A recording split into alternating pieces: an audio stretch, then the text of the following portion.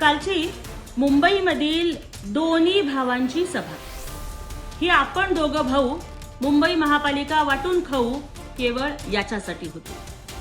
ना यांना मुंबई वाचवायची आहे ना मराठी माणूस वाचवायचा आहे. यांना वाचवायचा आहे तो फक्त आणि फक्त आपला परिवार. आणि परिवार वाचवण्यासाठीची अनिवार्य धडपड काल दिसून येत होती.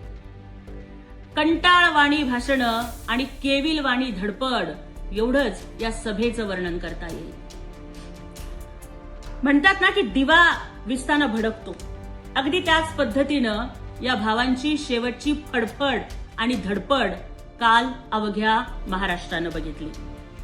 खरं तर नगरपालिका निवडणुका असतील, विधानसभा असतील, लोकसभा असतील, त्यामध्ये विजय नोंदवून लाडक्या बहिणीसारख्या महिलांचं जीवनमान उंचावणाऱ्या योजना राबवून, कोस्टल रोड, अटल सेतू सारखे अत्यंत विजनरी प्रकल्प राबवून माननीय एकनाथजी शिंदे साहेब हे महाराष्ट्राचे धुरंदर ठरले.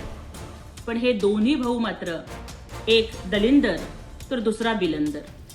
एक इतका दलिंदर की हे खुर्चीवर बसले आणि महाराष्ट्रात काय अवघ्या जगामध्ये कोरोना आला, तर दुसरा खळखट्याची भाषा करणारा बिलंदर. पण महाराष्ट्र आणि मुंबई आता या रहमान डकेत आणि नईम डकेत ला हद्दपार केल्याशिवाय राहणार नाही.